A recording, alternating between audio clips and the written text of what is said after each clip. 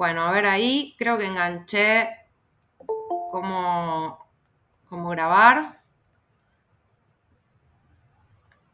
Espero que esto esté funcionando. No sé. A ver. Sí, bueno, aparentemente Hola. está grabando. ¿Quién saluda? Bárbara. Hola. Estoy un poco despeinada, recién llego. Bueno, somos varias. Buenísimo. Estamos 14. A ver, ella quiere escuchar, vos lo pones ahí. Uy, Bueno, perdón, se está en mi... dale, estoy ahí, eso te iba a decir que te mutees. Bueno, chicas, vamos a comenzar. Entonces, así aprovechamos el tiempito que tenemos. Ahora que están todas, les vuelvo a pedir disculpas generalizadas, pero a falta de una, pinché 2 ruedas y ya se iba a demorar un montón en la gomería. De hecho, recién llegué a casa y estaba cerca de casa todavía. Así que, bueno, por eso preferí virtualizar. Bueno, teníamos entonces para hoy 3 textos con esta idea de poder abarcar ahí la mayor parte del programa, para no dejar tanto contenido afuera, pero además que son 3 textos cortos y que están vinculados entre sí. Originalmente teníamos solo el texto de Sennett para hoy, pero algo de eso ya estuvimos charlando la clase pasada.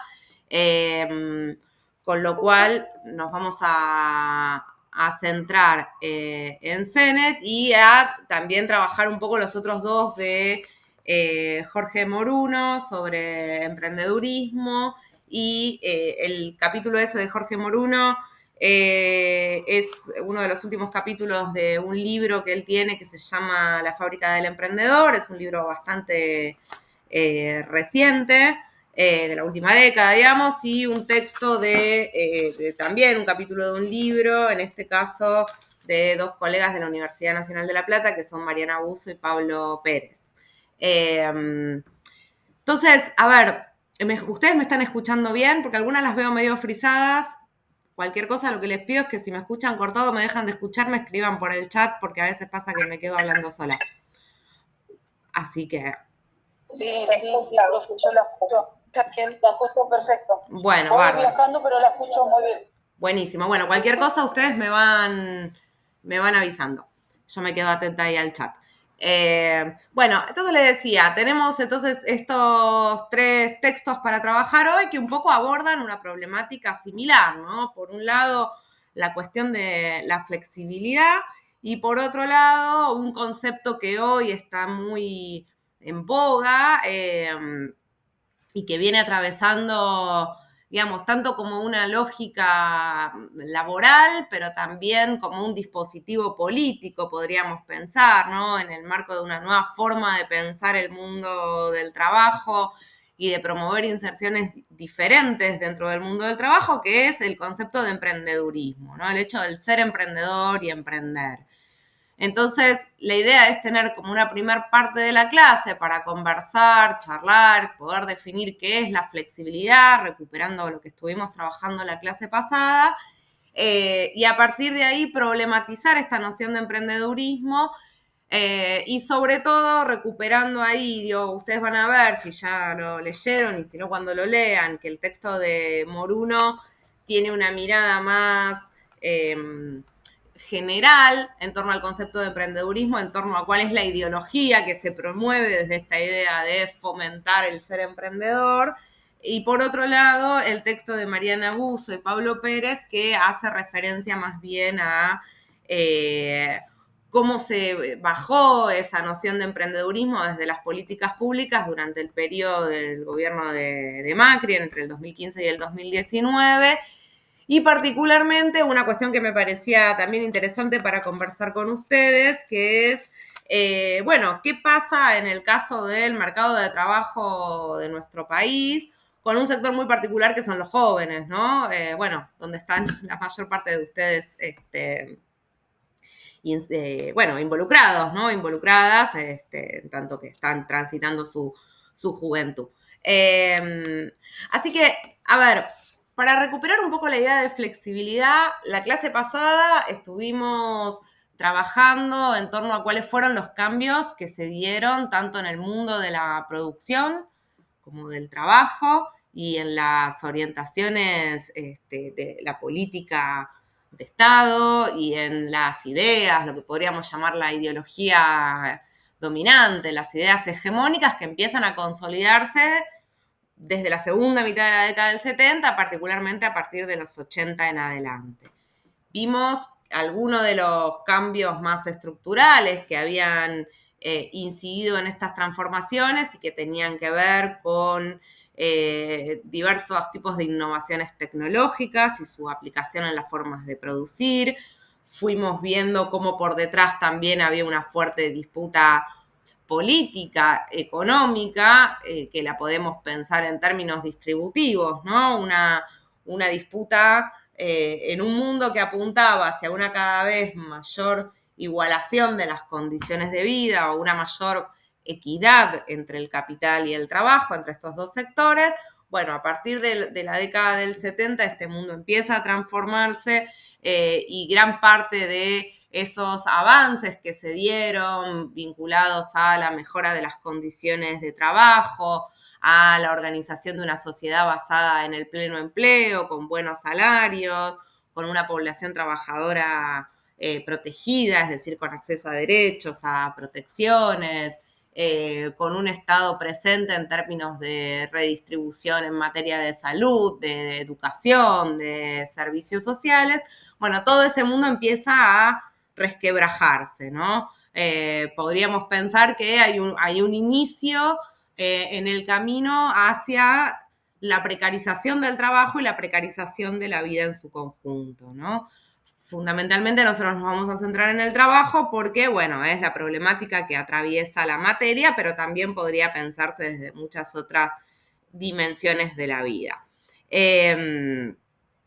Bueno, entonces, una de las cuestiones que vimos es cómo empiezan a modificarse las formas de producir, ¿no? Y cómo el esquema de producción imperante basado en el modelo fordista, característico del periodo que va entre los 40 y mediados de los 70, empieza a ser suplantado por otras formas de producir que cobran mayor relevancia a nivel global y que se asientan en los preceptos de lo que llamamos el modelo toyotista de producción, ¿sí?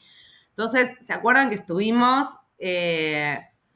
comparando un poco cuáles eran las características de uno y otro modelo, ¿no? Entonces vimos que, bueno, por un lado la fábrica fordista y este modelo tendía a la integración de distintas unidades productivas, es decir, que una misma empresa, fábrica, produzca desde los insumos más pequeños al ensamble final de ese bien que iba a producir, que se caracterizaba por tener una estructura fuertemente jerárquica, que tenía también como lógica de gestión de los trabajadores la búsqueda de desespecialización del trabajo, es decir, que lo podemos llamar de otra manera hiperespecialización, ¿no? Un trabajador o trabajadora focalizado en la repetición y la hiperespecialización en una única tarea que repite de manera sistemática y que está fijo y anclado a un puesto de trabajo. Vimos también que era un modelo que tendía a la producción en masa, de productos en series, es decir, en productos relativamente iguales en grandes cantidades, que generaba grandes cantidades de stock y que lo que buscaba era la generación de una demanda para que dé respuesta a esa oferta, ¿sí? Bueno, justamente hay otro libro de Coriat, que no lo tenemos en la materia, pero que quien le interese lo puede buscar, que se llama Pensar al revés, y donde el autor, que es el mismo que nosotros trabajamos para analizar el taylorismo-fordismo, estudia el modelo toyotista. ¿Y por qué dice pensar al revés? Bueno, porque justamente todo este conjunto de características que hacen al modelo fordista en la fábrica toyotista o en el modelo toyotista de producción se invierten, ¿sí? Entonces, vimos cómo el toyotismo lo que busca es producir a demanda pequeñas cantidades de productos diferenciados, ¿no? Ahí se acuerdan que hicimos la comparación entre la idea de Ford tratando de vender el mismo modelo a todo el mundo y la producción actual automotriz o bien de celulares, como un ejemplo por ahí más cercano, en la que tenemos cientos de modelos que todo el tiempo buscan como reactualizarse y que están orientados también a distintos segmentos del consumo, ¿no? Desde el consumo más premium, es decir, a los consumidores de un segmento ABC1 con mayor nivel adquisitivo, a los estratos de menores ingresos, de menor capacidad adquisitiva. Y en el medio de esto también cada uno de esos modelos con sus subvariantes, con las posibilidades de personalizarlo en términos de color o de algunas añadiduras específicas que se le pueda hacer a cada producto. Bien, por otra parte, vimos también que este es un modelo que lo que busca, al contrario del Fordista, en términos de integrar el conjunto de la producción de partes necesarias para un bien, lo que busca es ser una fábrica delgada, ¿no? Es decir, desprenderse de la mayor cantidad de etapas de ese proceso productivo y en el cual las grandes empresas transnacionales terminan siendo, digamos, las que manejan fundamentalmente el desarrollo de tecnología más de punta o las instancias más centrales para la producción, pero el resto de las producciones aledañas o más subsidiarias para la producción de ese bien buscan ser terciarizadas o subcontratadas, ¿no? Terciarizadas producidas a través de terceros. Entonces estuvimos conversando ahí acerca de la lógica de la subcontratación, ¿sí? Entonces, como en el nuevo paradigma productivo lo que se busca es justamente poder desligar a estas casas matrices de distintas instancias del proceso productivo, porque eso también funciona fundamentalmente como una manera de abaratar los costos, ¿sí? Costos, por ejemplo, en términos de capitalización, de maquinaria propia, en términos de, obviamente, costos del trabajo, de tener empleados bajo relación de dependencia, formales bajo la planta permanente de las empresas, entre, no sé, costos en términos de alquiler o compra de espacios físicos para producir, entre otras cuestiones. Esto entonces le permite a las empresas tener hoy un mucho mayor nivel de flexibilidad, es decir, ante las variaciones del mercado, las variaciones de la demanda, pueden ajustar de manera más simple, desde la óptica del capital, digamos, los niveles de producción, los niveles de contratación a través de o ampliar o rescindir contratos con los subcontratistas, ¿sí? ¿Hasta ahí me siguen? ¿Alguna duda hasta acá?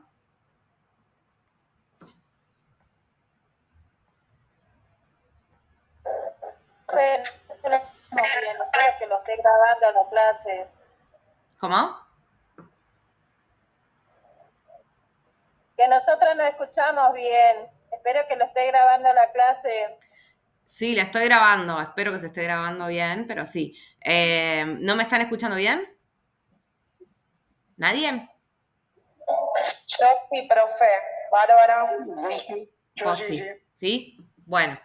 Yo también lo escucho bien. Ok. No, entonces es problema de las que reciben mal, digamos, no de No, mí. nosotros porque estamos acá en el Porque están ahí en el salón. Que están hablando. Claro. Bueno, díganle a todos que se callen. Ah, no. No, mentira. Bueno, ahí están las chicas. Bueno, bien, entonces, digamos que el nuevo paradigma que empieza, la nueva lógica que empieza a imperar, digamos, en este nuevo mundo, podemos caracterizarla bajo la idea de flexibilidad, ¿sí? Flexibilidad en términos de la producción, ¿no? Esto es, como les decía, tener la capacidad, la maleabilidad para adaptarse a cambios de la demanda, sea cualitativo o cuantitativamente, es decir, en el tipo de producto que se demanda o en la cantidad, ¿sí? Pero concepto, el de la flexibilidad, que también, ¿sí? Lo podemos trasladar y nos va a servir fuertemente para explicar qué es lo que sucede con la clase trabajadora, ¿no? Porque algo que empieza a suceder y que se empieza a gestar en estas últimas décadas del siglo XX y en las primeras del siglo XXI tiene que ver con la conformación de un nuevo tipo de sujeto trabajador, ¿no? Podemos pensar que cuando hablábamos del trabajador fordista, ¿no? Si uno tuviera que visualizar esa imagen y construir un estereotipo de ese tipo de trabajador, podríamos decir que, bueno, era un trabajador formado bajo un paradigma de tiempo lineal, ¿no? ¿Y qué sería esto? Bueno, con una proyección de la vida en esa sociedad en la cual todo estaba casi como dado o planificado, ¿no? Algo hablamos, creo que de esto en la clase pasada, la idea de que, bueno, durante los primeros años de la vida se va a la escuela, se aprende a hacer en el mundo, a comportarse en el mundo y algunas de las habilidades también básicas, de aprendizajes, de conocimiento del mundo, de matemáticas, de la escritura, etcétera. Una vez que se finaliza el periodo escolar, se accede al mundo del trabajo y en trabajos en los cuales, digamos, se pensaban con una larga perdurabilidad, ¿no? Si uno piensa en esas trayectorias de trabajadores de la década del 50, de la década del 60, eran trayectorias en las cuales generalmente los cambios de un trabajo a otro eran escasos, ¿sí? Esta idea de los trabajos para toda la vida, ¿sí? Que quizás, imagino que para muchas de ustedes, sobre todo para las más jóvenes, digamos, bueno, pero hoy nos pasa como a todos en esta sociedad, pensar esta idea de un trabajo para toda la vida resulta como algo completamente lejano, ¿no? Entonces, bueno, pero esta idea de, bueno, vas a entrar a la fábrica, trabajarás en esa fábrica o en esa empresa, tendrás más o menos posibilidades de hacer carrera hasta que un día te jubilarás, tendrás tu protección social vinculada a una jubilación, una pensión, y es ese momento de la jubilación en donde aparecen las posibilidades entonces del disfrute de la vida, el momento del no trabajo, ¿sí? Entonces, por un lado, entonces, un sujeto trabajador construido bajo una idea de una trayectoria lineal de la vida, ¿sí? Con pocos cambios, con pocos saltos de un trabajo a otro, y además también con posibilidades de obtener trabajos estables, seguros y protegidos, ¿sí? Básicamente es la idea de que el acceso al trabajo te garantizaba la posibilidad de estar incluido socialmente, ¿no? Es lo que Castell hablaba de la sociedad salarial, ¿sí? El trabajo entonces no solo brinda un salario, no solo brinda una retribución económica, sino también la posibilidad de organizar la vida, de planificar a futuro, de pensar mejoras, de acceder a un crédito, de obviamente tener una protección de salud, de obviamente tener una protección frente a lo que llamamos situaciones de inactividad forzosa, ¿no? Cuando no puedo trabajar, entonces estoy cubierto por la seguridad social. Bueno, y así sucesivamente, ¿sí? Al mismo tiempo, un trabajador que en el estereotipo, ¿sí? Es pensado como un trabajador fijado a un puesto de trabajo, ¿no? Con una tarea, sobre todo el trabajador de cuello azul, llamado, ¿no? El del overol, el de la fábrica, ¿no? Con la realización de una tarea más de carácter repetitivo, ¿sí? Que trabaja individualmente en su puesto de trabajo. Y en un mundo donde lo que prima es la producción industrial, ¿sí? La producción de bienes industriales, ¿no? El motor de la economía es la industria como sector económico, ¿sí? Bueno, todo eso, si lo pensamos en comparación con el hoy, claramente se ha modificado, ¿no? Si hacemos la comparación también con quiénes eran los trabajadores en aquel periodo, bueno, otra cuestión que podemos poner como una fuerte diferencia es que durante los años de la sociedad fordista, ¿sí? La gran mayor parte de la fuerza de trabajo eran varones, ¿sí? Vimos cómo bueno, aún hoy, a pesar de los cambios que se han dado, igual persisten estas cuestiones de las desigualdades sexogenéricas en el mundo del trabajo, a pesar de que, bueno, va a ser sobre todo a partir de la década del 90 que las mujeres nos incorporemos de manera más masiva al mercado laboral. Vos me decís asemejar con un trabajador a largo o corto plazo.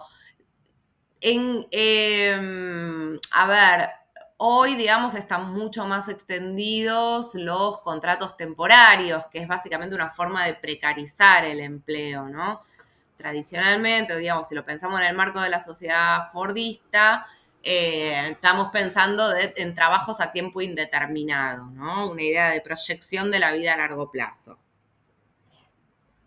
Les voy a pasar un videíto, pero para que lo vean después, en relación justamente a este contraste entre un modelo de vida y de trabajo y otro, ¿no? Este modelo de la sociedad fordista y el de hoy. Así que después se los mando por mail, así lo pueden ver tranqui en sus casas. Bueno, bien. Entonces, en el nuevo paradigma, decía, aparece el concepto de flexibilidad casi como la nueva norma, ¿no? ¿Y qué es esto de la flexibilidad en el trabajo? ¿Qué les parece? ¿Qué es ser un trabajador o una trabajadora flexible?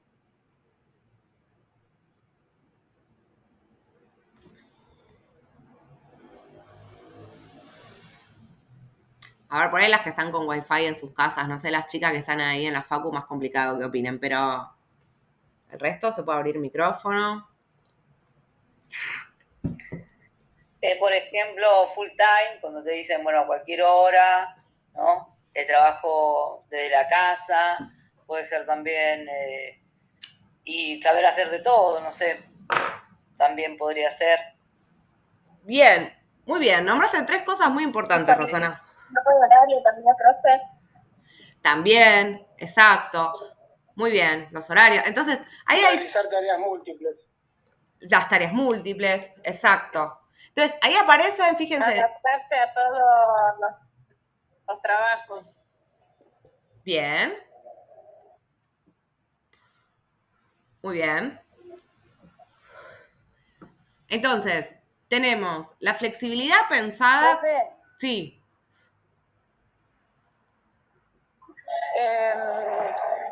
yo había leído acerca de lo que es la flexibilidad, que lo había visto a través, voy caminando por eso, que daba un ejemplo de cómo observaba una planta, ¿no? Cómo la planta se doblegaba y volvía de vuelta a su, digamos, a su naturaleza normal, ¿no? Y como que de ahí salió ese término de flexibilidad, y es como que el trabajador siempre se tiene que doblegar, ¿no? Ante el sistema capitalista. Pero más o menos lo que yo saqué una deducción. No sé si está bien en esa parte sobre flexibilidad.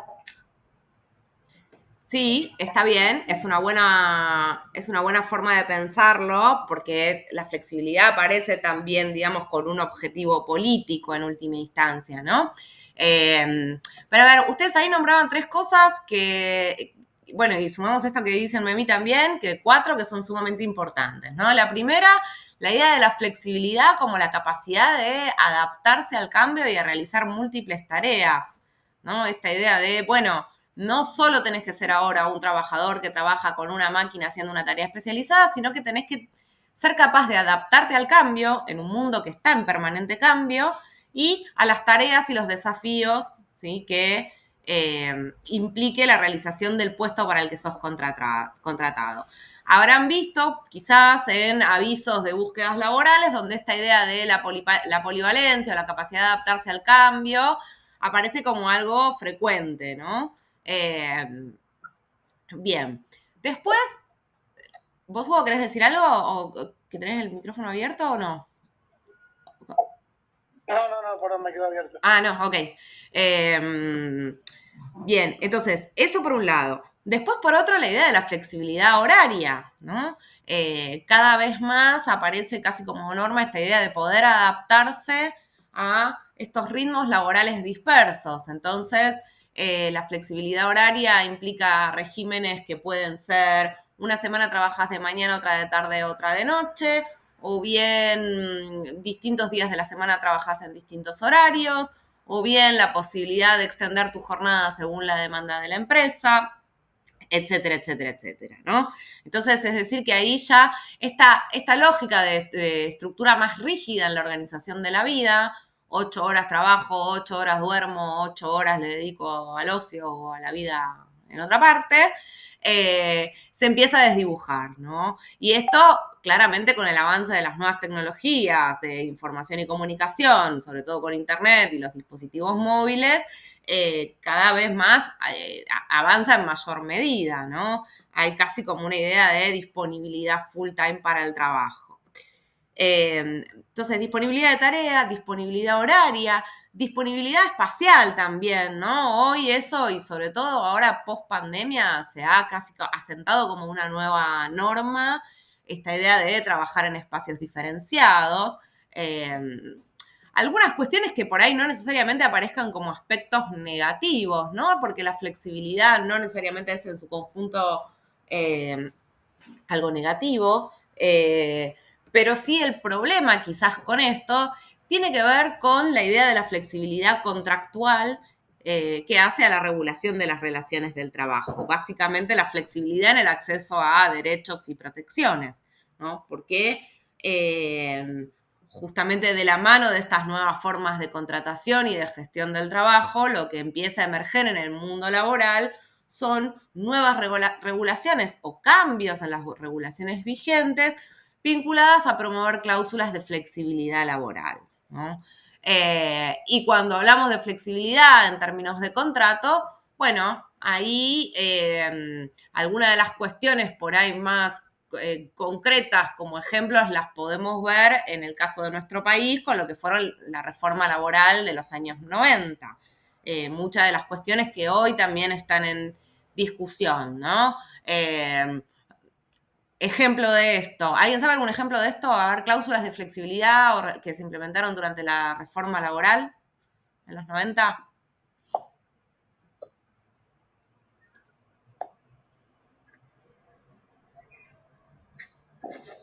¿Alguien se le ocurre algún ejemplo?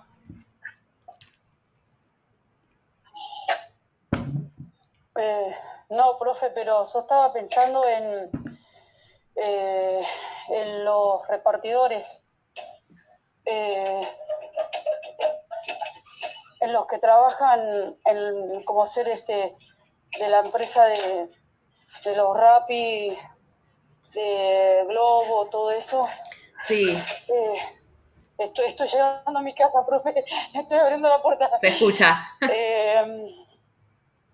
Sí, estaba, o sea, yo había más o menos visto una de esas partes, ¿no? Donde ellos no tienen, o sea, no tienen seguridad. Y en parte era como que estaban luchando para que haya un sindicato también que los avale, porque aparte también de que corren riesgo, no tienen vacaciones, o sea, un montón de cosas. Bien, y sí. Yo estaba viendo como que ellos son trabajadores de plataforma. Profe, estoy por entrar a mi casa. Bueno, dale. Sí, dejo lo de los trabajadores de plataforma para la clase que viene porque vamos a trabajar específicamente sobre ese caso. Pero, por ejemplo, ahí, a ver, una de las cosas que dice Carla en el chat es en relación a los periodos de contratación. Bueno, justamente el establecimiento y la prolongación de los periodos de prueba es una forma de flexibilizar el trabajo y además de flexibilizarlo, de precarizarlo, ¿no? ¿Por qué? Porque en el mundo del trabajo las ideas de flexibilidad y precariedad empiezan a aparecer casi como un par indisociable. Entonces, ¿qué es esto? Bueno, postergar justamente la posibilidad de tener estabilidad en un empleo. Otras maneras de flexibilizar el trabajo es hacerlo a tiempo parcial, donde por ende también los ingresos percibidos son menores. Formas de flexibilizar que también han tenido que ver con una fuerte precarización del trabajo que se ha visto durante esos años tienen que ver con establecer distintas formas de remuneración, ¿no? Y eso en muchos trabajos hoy sigue vigente, uno de ellos en el trabajo docente. Ahí vuelvo a grabar entonces. Bueno, les decía entonces la flexibilización de las remuneraciones. Una cuestión central que sucedía en los 90 fue el empezar a incorporar en los salarios un montón de ítems no remuneratorios, no remunerativos. Entonces, esto hace claramente a una precariedad en términos de las prestaciones después de la seguridad social, ¿no? Es casi como un gris dentro de los recibos de sueldo, ¿no? Que no termina de ser en negro, pero tampoco está del todo blanqueado. O algo que estaba sumamente extendido en su momento, que era el pago de parte del salario con los famosos ticket canasta. No sé si escucharon hablar de eso, pero te daban como una especie de voucher que vos podías cambiar, que eran parte de tu salario, que en vez de dártelo en plata, digamos, te los daban en estos vouchers, que los podías usar o para almorzar, para comer en distintos lugares, digamos, o los podías canjear en supermercados, o los podías canjear por plata, pero ahí ya te restaban un porcentaje en ese canje. Otra de las formas de flexibilidad en las formas de contratación son los regímenes de pasantías. Por aquellos años el régimen de pasantías se extendió largamente y yo me acuerdo, por ejemplo, cuando cursaba en la facultad y a principios de los 2000 te ofrecían hacer pasantías de la carrera de sociología trabajando en un call center, es decir que nada tenía que ver la idea original de la pasantía, que es tener una instancia laboral de formación, con trabajar en un call center o mismo en McDonald's, digamos, ¿no? Entonces, se utilizaban estos regímenes de contratación precarios para abaratar, ¿no? Otra vez siempre decimos esto entre comillas, la idea del costo laboral. Bueno, otra forma de flexibilizar el trabajo, de las más extendidas y hoy sumamente vigente, que es la contratación terciarizada. ¿Alguien sabe lo que es la contratación terciarizada?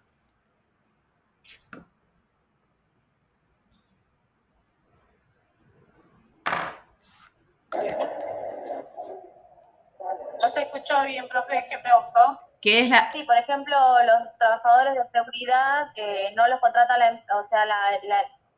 el lugar donde están trabajando, sino son de otra empresa, que es para... No, agencias. Claro, Exactamente. Contratan para que vayan a trabajar en una fábrica o a algún lugar para que puedan trabajar.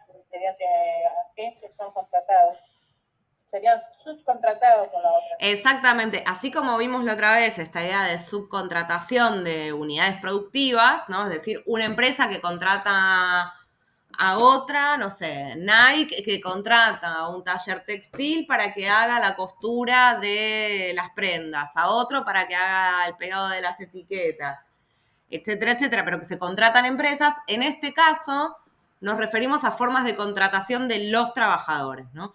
Hay un montón ahí de empresas que se dedican, como Adecco, Manpower, bueno, todas estas consultoras de empleo que proveen, digamos, el servicio de trabajadores a otras empresas.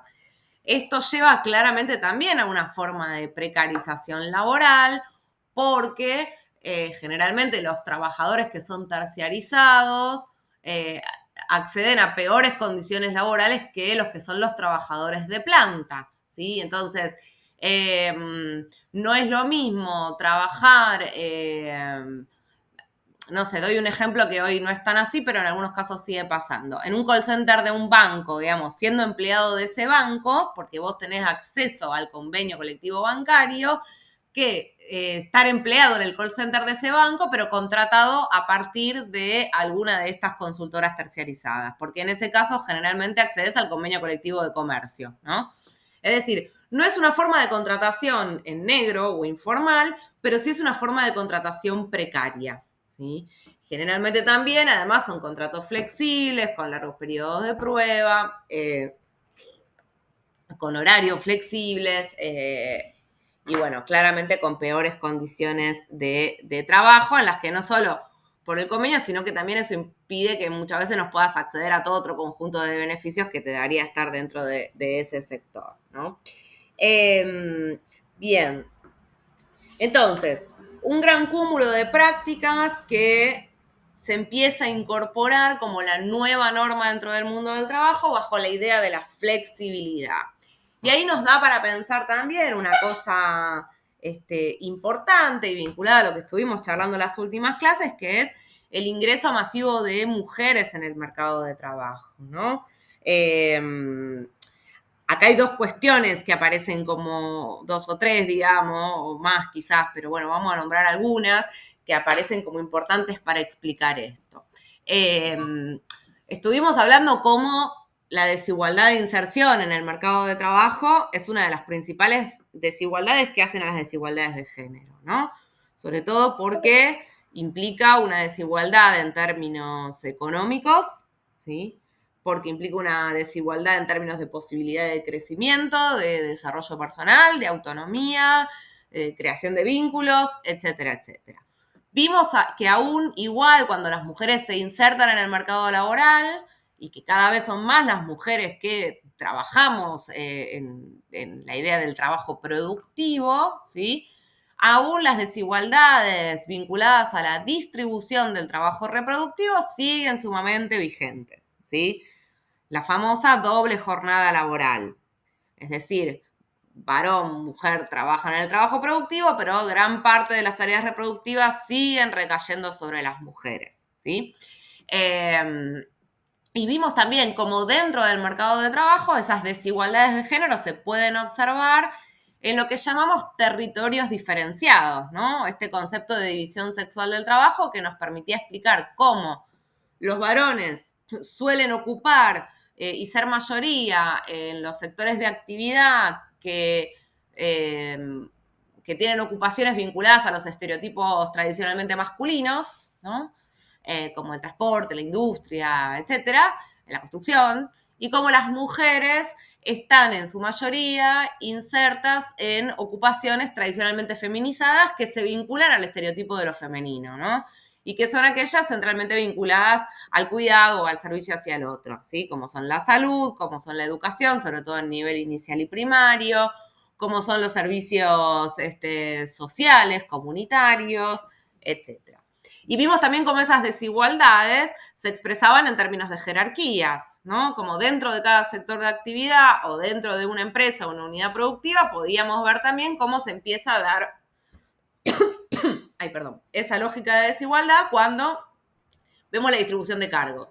Y que generalmente los cargos jerárquicos, o los de mayor poder y que además están mejor remunerados y tienen más beneficios, son tradicionalmente ocupados por varones, ¿sí?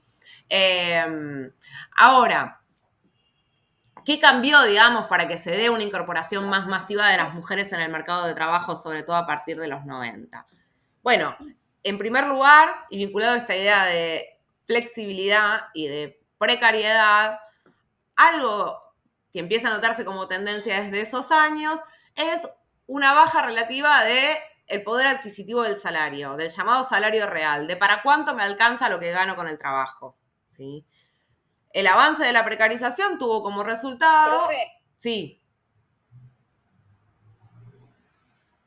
¿en algún momento se eliminará la brecha salarial? Y no lo sé. Ojalá. Se está trabajando mucho en pos de eso. Hoy nosotros estamos en un momento bastante regresivo en términos de políticas de género. Digo, sabemos que desde la política gubernamental hay directamente una negación a la existencia de las desigualdades de género. Pero bueno, sí, hay distintos países en el mundo en el que se está trabajando de manera más activa en pos de la reducción de esas brechas. En Argentina algunos cambios se han dado en los últimos años, pero aún así la brecha sigue siendo persistente, ¿no? Así que bueno, no sé, futurología no puedo hacer. Te diría que como expectativa, y bueno, hay que trabajar en pos de ello y ojalá que así suceda, pero... el mundo más que tender a reducir las desigualdades está tendiendo a incrementarlas, con lo cual el panorama, yo les dije que esta segunda parte del cuatrimestre no era optimista. Así que bueno, pero entonces, a ver, por un lado la precarización de los salarios y a la par de esto también el incremento de los niveles de desempleo, ¿no? El quiebre de esta sociedad salarial de pleno empleo, bueno, va a llevar a que en los hogares sean necesarias cada vez más fuentes de ingresos para poder garantizar la reproducción de esos hogares. ¿Cuál va a ser la consecuencia de esto? Bueno, claramente la incorporación de las mujeres, ¿sí?, de manera más masiva en el mercado de trabajo. Por otro lado, así como decíamos que el sector, digamos, que traccionaba la economía durante la sociedad fordista era la industria, a partir de los 70, ¿sí?, la industria va a empezar a perder peso relativo, ¿sí?, y van a empezar a ganar cada vez más lugar, ¿sí?, otro tipo de industrias y sobre todo los servicios, ¿no? Y ahí, con el incremento de distintos tipos de servicios, como los de atención al cliente, ¿sí?, las mujeres van a tener un rol central. Centralmente, digamos, porque justamente son trabajos que requieren fundamentalmente del contacto con el otro, ¿no? Entonces ahí también es donde el capital empieza a aprovecharse de estas habilidades supuestamente naturales, ¿no?, de empatía, de escucha, de paciencia, de detallismo, ¿sí?, del ser para otro que caracterizan a las mujeres para incorporarlas en el mercado de trabajo. Y ligado a esto, otra cuestión fundamental, ¿sí?, que es la idea de la flexibilidad en términos horarios. La extensión de trabajos a tiempo parcial claramente va a ser mucho más conveniente, podríamos decir, para las mujeres que para los varones, justamente por lo que veníamos conversando, ¿no? Son las mujeres las que histórica y tradicionalmente se responsabilizan en mayor medida de las tareas reproductivas, de las tareas de cuidado, con lo cual los empleos a tiempo parcial brindan esta oportunidad de conciliar en mayor medida la vida laboral con la vida en el hogar, ¿no? El horario flexible, dice Sennett, surgió con la entrada de mujeres en el mercado de trabajo.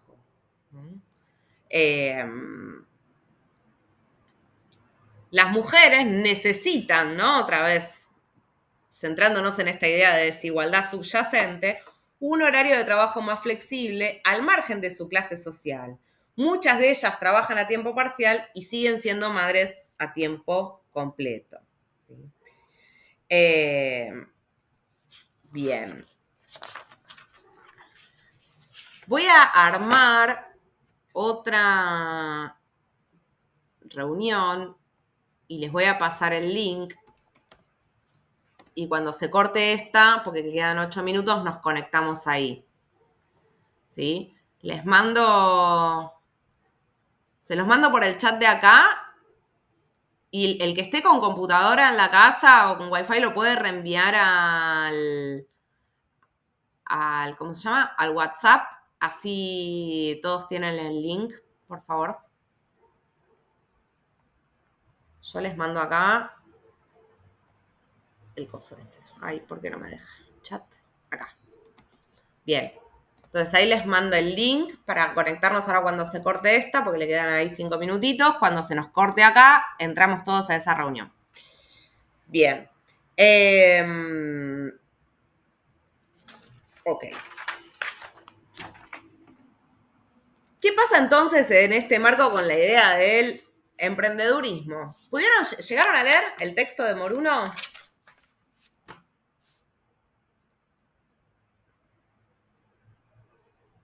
Un poco. ¿Alguien que haya leído, que quiera comentar? Es medio raro. Medio raro. Sí, yo lo leí. Decía, bueno, hablaba de que todo esto es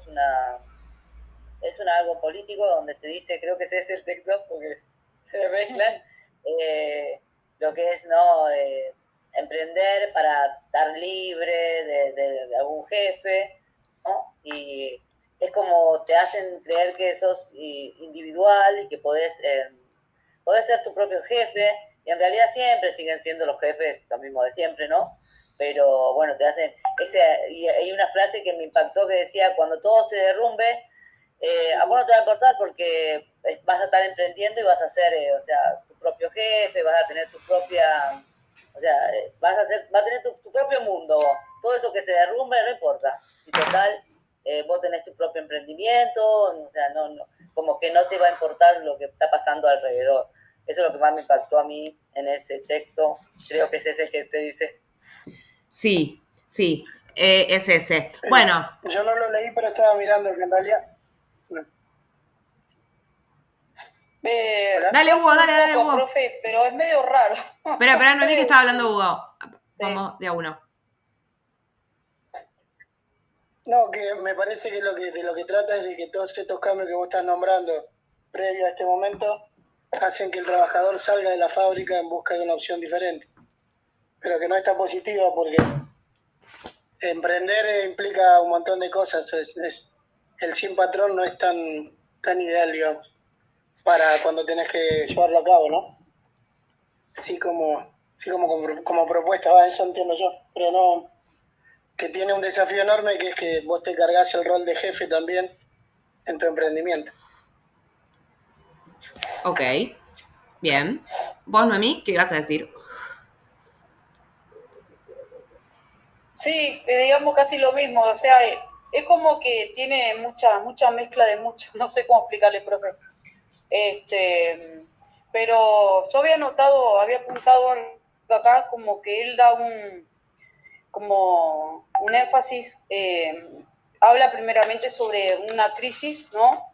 En la cual yo había apuntado una crisis financiera en el 2008 y luego de ahí como que él nos da a entender, yo puse, se entiende como si fuera el portador cultural y social sobre el nuevo hombre acorde al nuevo proyecto que quiere la clase neoliberal. O sea,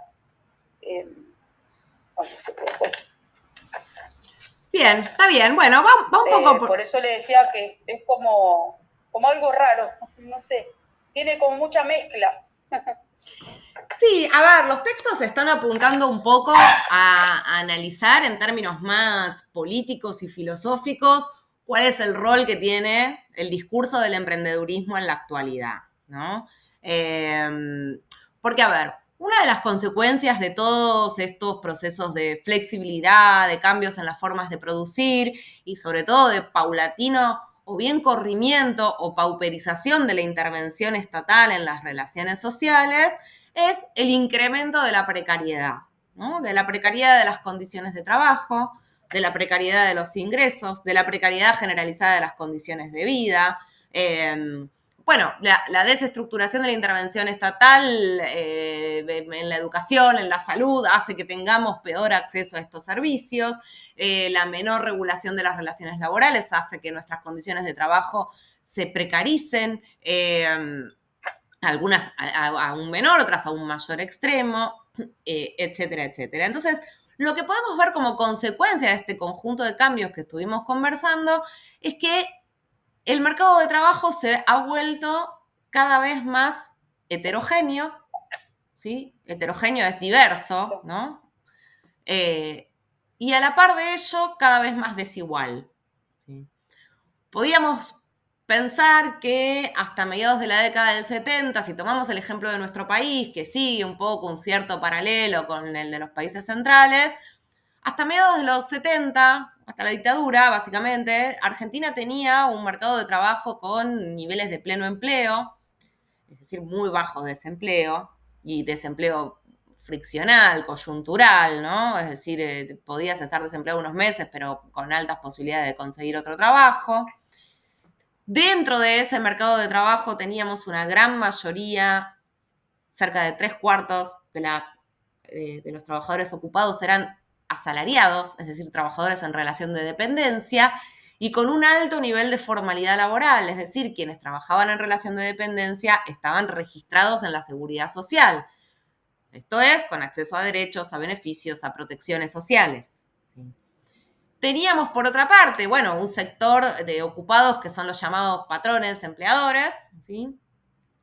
Y por otro lado, ¿sí? Un sector de cuentapropistas. Ahora, ¿quiénes eran los cuentapropistas en este periodo? Algo conversamos también en alguna de las clases anteriores. Eran en su mayoría o trabajadores de las llamadas profesiones liberales, ¿no? Profesionales independientes, el contador, la contadora, el psicólogo, el arquitecto, la abogada, el abogado, etcétera, o pequeños comerciantes, ¿no? Y una cuestión distintiva que pasaba hacia aquellos años, pre-década del 70, pre-década del 80, es que quienes trabajaban por cuenta propia tenían ingresos o bien equiparables a los trabajadores asalariados o muchas veces superiores. Es decir, era una clase de cuenta propista con buenas condiciones laborales y de vida, ¿sí? Bueno, posteriormente a la aplicación de medidas de corte neoliberal que empiezan con la dictadura militar y claramente se profundizan en la década del 90 con el proyecto menemista,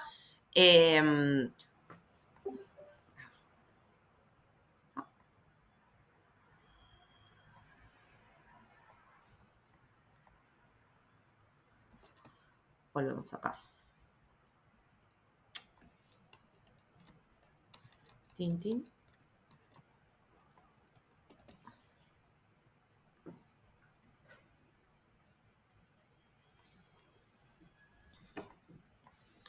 Ahí está. Permitir.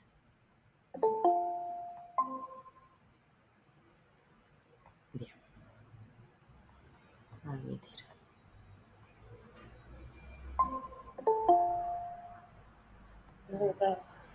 Ahí volvimos.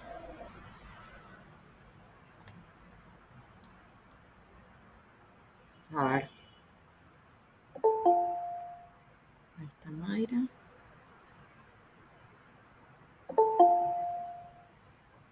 Admitir. Esperen que termino de admitir a todos y seguimos.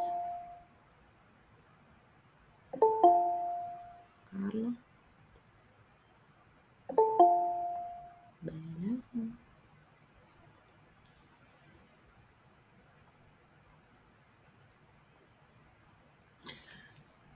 Bueno.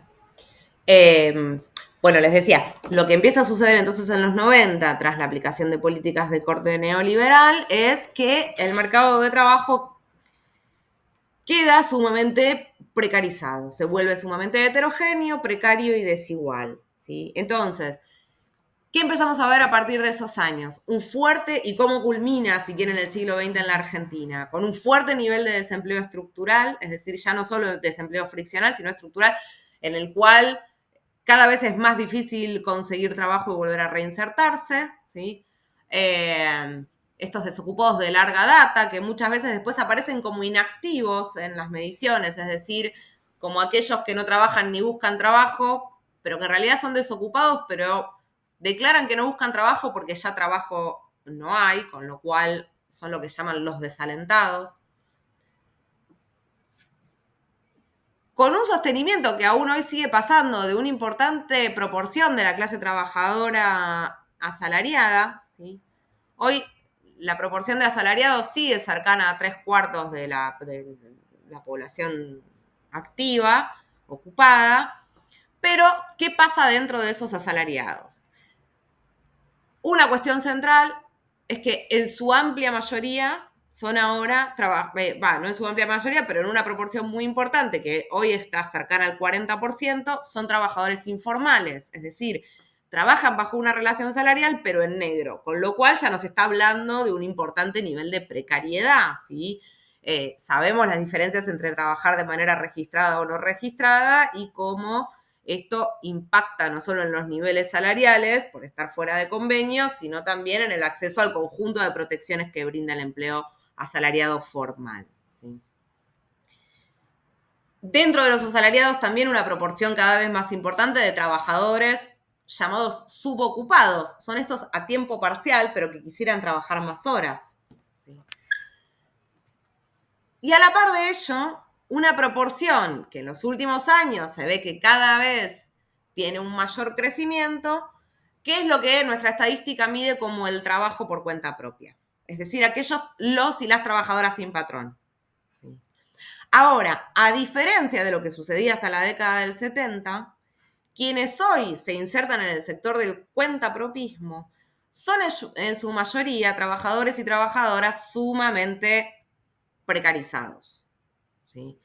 Esto es, digamos, porque tienen muy bajos niveles de capitalización, es decir, de dinero, de capital para invertir, por ejemplo, en tecnología o en maquinaria, que se produce muchas veces de manera cuasi artesanal, con bajos niveles de productividad, que se produce en condiciones precarias, que generan bajos ingresos.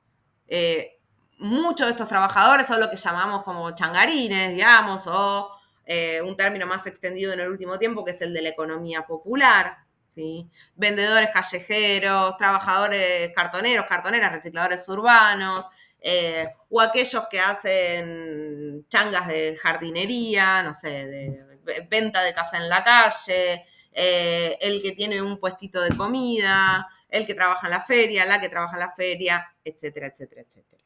¿Sí? Entonces,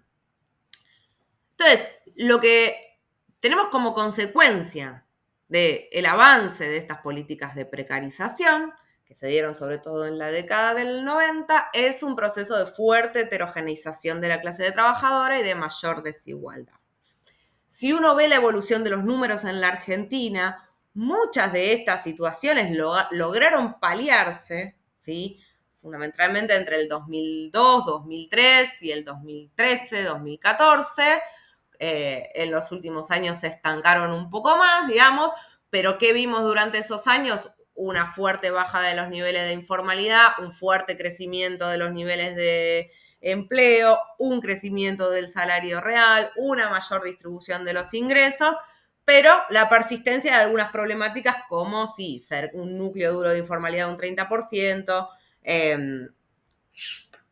y la ampliación de este sector, digamos, de la economía llamada economía popular, que no logró insertarse del todo en el empleo formal. De los últimos años a esta parte, fundamentalmente a partir del 2018, que es donde la crisis empieza a pegar con más fuerza, pasada posteriormente la pandemia, el último gobierno de Alberto Fernández, y ni hablar este último periodo, bueno, los indicadores han otra vez tendido hacia una lógica regresiva. ¿Y dónde empieza a calar entonces acá en todo esto el discurso del emprendedurismo? ¿No? Bueno, esta idea del emprendedurismo está fuertemente ligada, si quieren, a una bajada del discurso neoliberal, porque a lo que apunta es a propiciar la individualización de las relaciones de empleo, ¿sí? Y sobre todo una ruptura, podríamos decir, en pensar las responsabilidades colectivas y comunitarias sobre el destino de nuestra sociedad, ¿no? ¿Por qué? Porque al lado de la idea del discurso de el ser emprendedor, está fuertemente arraigada la idea de que cada uno es dueño de su propio destino. Y así como es dueño de su propio destino, es responsable de sus éxitos y de sus fracasos, anulando cualquier posibilidad de análisis de relaciones de carácter más estructural que hacen a esas posibilidades de éxito o fracaso, ¿no? ¿A qué me refiero con las posibilidades de carácter más estructural? Yo puedo tener toda la voluntad y poner todo mi esfuerzo en desarrollar mi propio emprendimiento, pero si estoy inserto en una economía o en un país cuyas políticas económicas son sumamente recesivas y hay altos niveles de inflación y hay caída de la actividad económica y caída de los salarios y caída generalizada de los ingresos de la población, bueno, mis posibilidades de éxito como sujeto individual van a ser mucho más limitadas que en un contexto propicio para que eso pueda desarrollarse, ¿sí?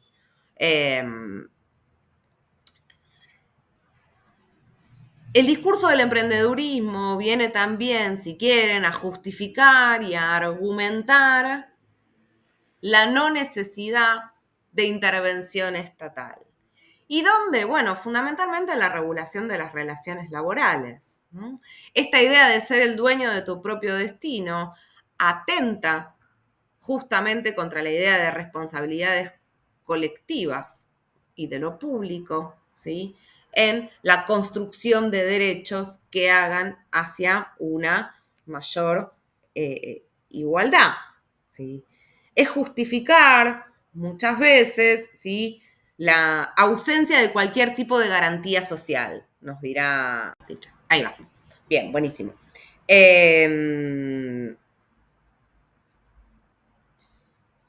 Básicamente, ¿no? Dice ahí, parafraseando un poco la palabra Moruno, la ideología del emprendedor nos convierte a casi todos en perdedores, ¿no? Al mismo tiempo que creemos liberarnos de la esclavitud asalariada y del control del patrón en busca de la libertad elegida, finalmente nos hundimos en un mar de relaciones de dependencia, ¿sí? Porque ¿qué pasa de la mano de la figura del emprendedor, ¿no? Por un lado, podemos pensar algunas cuestiones positivas asociadas a esto y que justamente tienen que ver con la idea, si quieren, de salir de una relación de dependencia, ¿no? Sobre todo en un contexto en el cual las relaciones asalariadas están cada vez más signadas por altos niveles de explotación. Ahora bien, ¿sí?, esta salida de la relación patronal, en última instancia, nos deja a la deriva en relación a las posibilidades de acceder a un conjunto de instituciones de protección instituidas históricamente en nuestra sociedad. Porque entonces, si trabajás como emprendedor, sos dueño de tu propio destino, pero eso implica que el día que te enfermaste no pudiste trabajar y por ende no generaste un ingreso. El día que quedaste embarazada, no vas a poder tener acceso a una licencia por maternidad, con lo cual si no trabajas no vas a cobrar. El día que te quieras tomar vacaciones no vas a poder tomarte vacaciones pagas, etcétera, etcétera, etcétera, etcétera, ¿no? Podemos hacer el mismo paralelo con el conjunto de regulaciones vinculadas a la protección del trabajo en nuestra sociedad, ¿sí?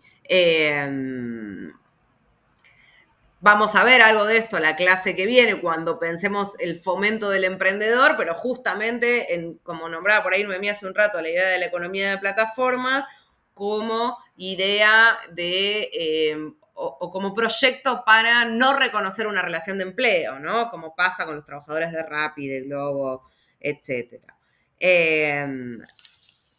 Bien. ¿Qué es lo que vemos entonces en la sociedad actual? Bueno, que a pesar de los avances tecnológicos y de los discursos que avisoraban en gran parte hacia fines de los años 90, la idea del fin del trabajo, ya no va a ser más necesario trabajar, en resumen, ¿no? Ya no va a ser más necesario trabajar porque tenemos ahora con el desarrollo de las nuevas tecnologías, el trabajo humano podrá ser suplantado, ¿sí? Bueno, mucho de eso no se ha cumplido, ¿sí? Y lo que se observa es que el trabajo continúa siendo hoy la fuente de reproducción de las grandes mayorías, que las grandes mayorías no solo trabajan, sino que necesitan trabajar cada vez más, ¿sí?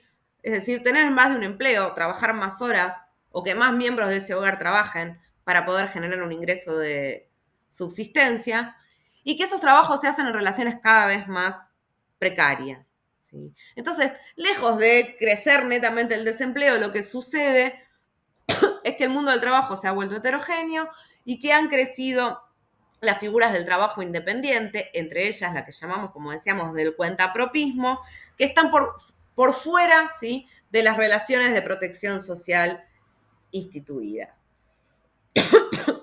¿no?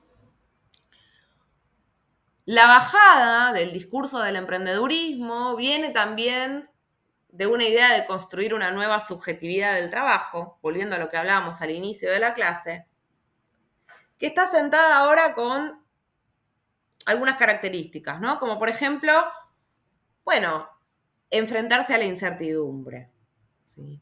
Hay que ser capaz de adaptarse a los cambios, hay que ser capaz de quebrar esta idea de estabilidad y previsibilidad, ¿sí? Y sobre todo, una de las cuestiones más cínicas que tiene este discurso por detrás, que es el hecho de que si no te va bien, la culpa de todo, del fracaso de tu destino es meramente individual. atrás de o a la par del discurso del emprendedurismo emerge otro muy fuerte, que es la idea de empleabilidad, ¿no? Muy fuerte asociada también a los jóvenes. Si no consiguen trabajo es porque no son empleables. Es decir, porque hay algo de lo cual estos sujetos carecen, por lo cual no pueden ser empleados, ¿no? Entonces, fíjense cómo desde el discurso político se modifica el diagnóstico del problema. El problema ya no estaría en pensar cuáles son las causas económicas, ¿no? De la actividad económica, de la distribución, del proyecto, del modelo económico vigente, sino se trasladan esos problemas a las causas individuales del por qué esa persona estaría desocupada o no logra insertarse de manera eficaz en el mercado de trabajo, ¿sí? Entonces, lo que empieza a primar en las últimas décadas es un discurso en el cual se apunta a que cada uno, cada una es responsable de su propio destino, que cada uno, cada una debe ser capaz de convivir con esta incertidumbre constante y adaptarse a los cambios que impone el nuevo contexto, ¿sí? Que los soportes colectivos ya no son importantes, ¿sí? Entonces hay una fuerte crítica y una fuerte batalla desde los sectores políticos de la ideología liberal dominante contra cualquier institución colectiva, sea la intervención estatal, sea el rol de los sindicatos, sea de las organizaciones estudiantiles, ¿no?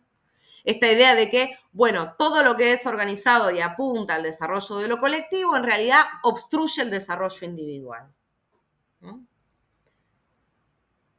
Cada uno entonces sería responsable y garante de su existencia material, ¿sí? Y de las posibilidades de éxito en la sociedad, y nada tiene que ver el contexto y las relaciones estructurales en donde estamos situados. ¿Se entiende entonces a qué apunta esto? ¿Queda más o menos claro? ¿Me van siguiendo o tienen duda?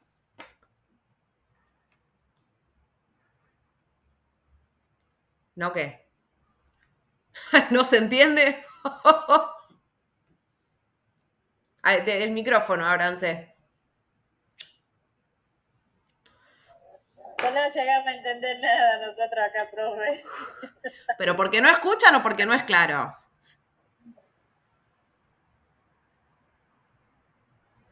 Porque no escuchamos bien. Porque no escuchan bien. Ok. Bueno, estoy grabando igual. Después les voy a mandar todos los audios. Los voy a subir ahí a YouTube y se los mando, los links. Los que escuchan, las que escuchan, ¿queda claro o lo reformulo de otra manera?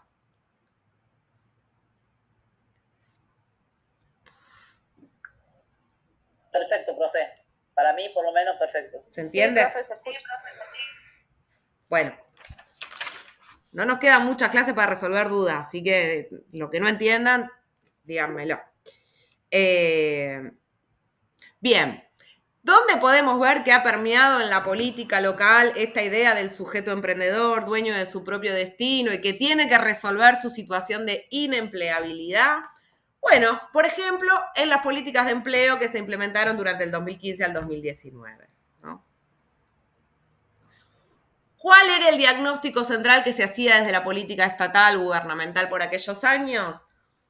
Justamente que la situación de precariedad en la que se encontraban los jóvenes siempre, históricamente, en las últimas décadas, han sido el segmento más precario, junto con las mujeres dentro del mercado de trabajo, con mayores niveles de informalidad laboral, con mayores niveles de subempleo, es decir, de ocupación a tiempo parcial, en su momento cuando fueron los contratos basura, ¿no?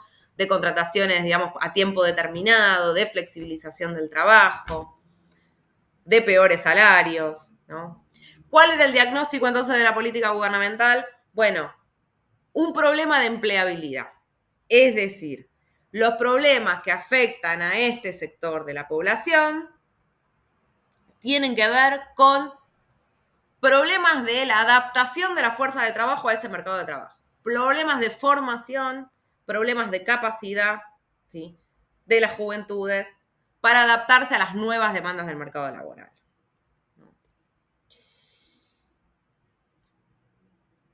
Bien. dicho de otra manera, ¿no? Cada uno recibiría y tendría lo que merece, ¿no? Porque el emprendedurismo se liga fuertemente con una idea de meritocracia, ¿no? Entonces, si no estás bien adaptado es porque en realidad algo estás haciendo mal que no te lo mereces, ¿no?